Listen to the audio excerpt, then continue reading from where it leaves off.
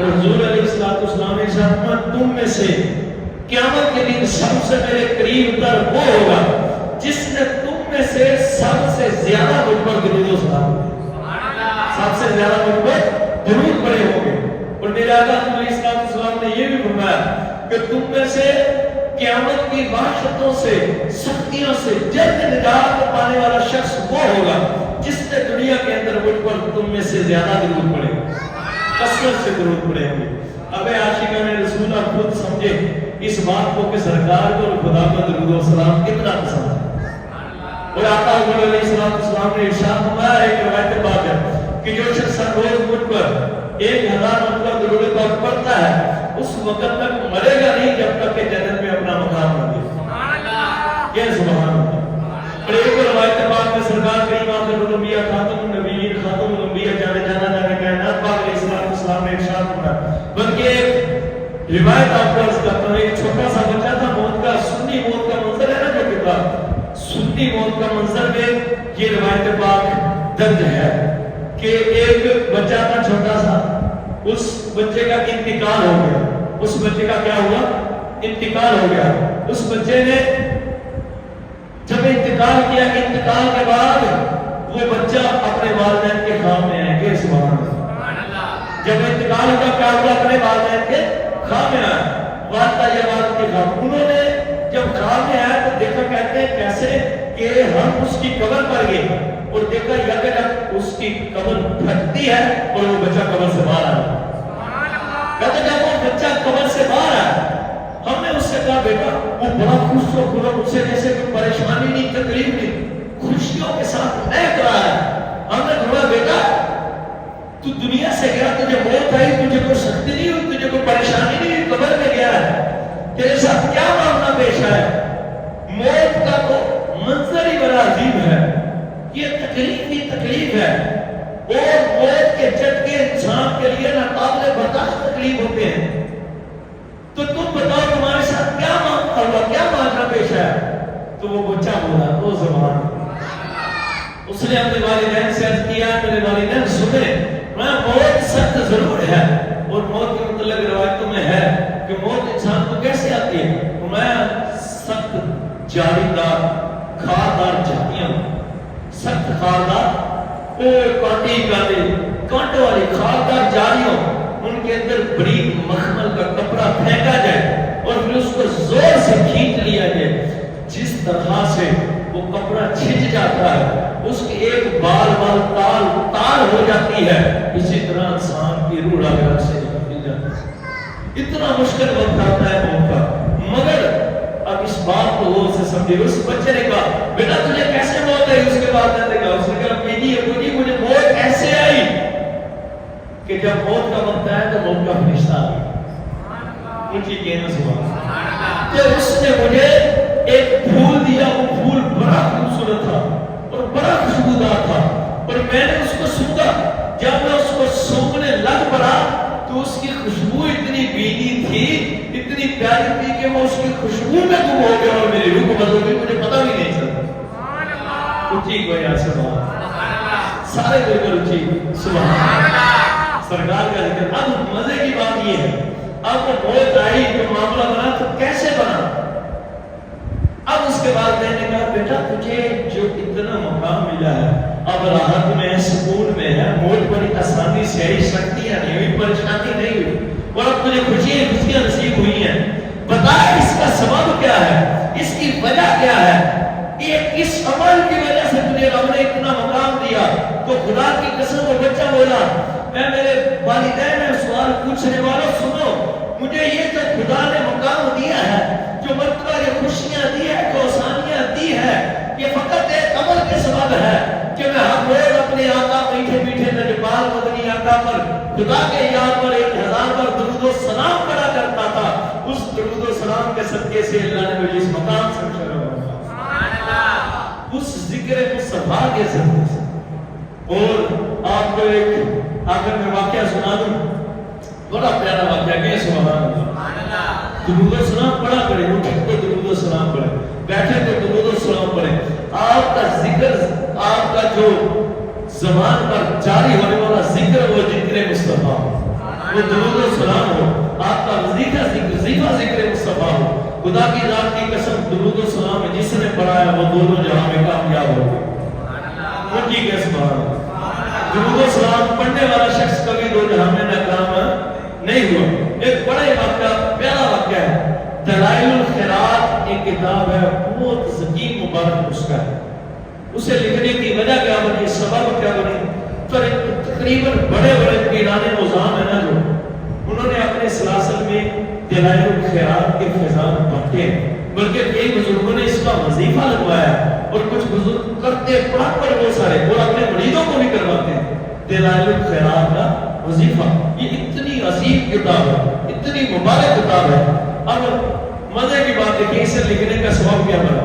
اس کو لکھنے والے جو ہے ان کا نام ہے رائٹر کا حضرت سیدنا شیخ محمد سلیمان جزولی، سبحان اللہ رحمۃ اللہ تعالی۔ شیخ محمد سلیمان جزولی رحمۃ اللہ تعالی بہت بڑے بزرگ ہیں، بہت بڑے بزرگ گزرے۔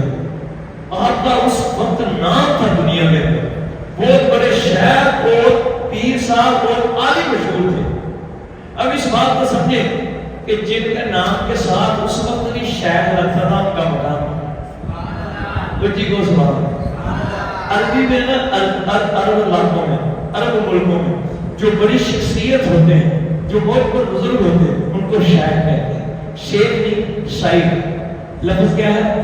یہ شیخ ہے، شیخ ہوتی ہے کاس، شیخ یہ بزرگوں کے درجات کے سبب سے ان کو عزت کے اکرام کی وجہ سے دیا جانے والا لقب ہوتا ہے۔ کہ سبحان اللہ۔ سیدنا شیخ محمد بن سلیمان جزولی رحمۃ اللہ تعالیٰ نے فرماتے ہیں کہ میں ایک دن نکلا ویرانے کے اندر گیا، ادھر کچھ چند جاتے کہتے نماز کا وقت جا رہا تھا تو پانی نہیں مل رہا تھا، تو یکلخ میری ایک کنویں پر نظر پڑی، کہتے میں اس کنویں کے پاس گیا، جب پہنچا دیکھا تو پانی اس کا نیچا تھا، کنویں کا پانی نیچا تھا، وہ نیچے گیا ہوا تھا، اور اس کنویں میں کوئی ڈور بھی نہیں تھا اور رسی بھی نہیں تھی کہ جس کے ذریعے سے پانی نکالوں۔ کہتے جب میں نے یہ معاملہ دیکھا تو میں پریشان ہو گیا، اور پریشانی کا سبب تو بننا تھا کہ پانی بھی نہیں ہے، نماز بھی پڑھنی ہے، اور ہم بھی شیخ سلیمان رحمۃ اللہ، شیخ محمد سلیمان بن جزولی بڑے متقی بزرگ تھے رحمۃ اللہ تعالی۔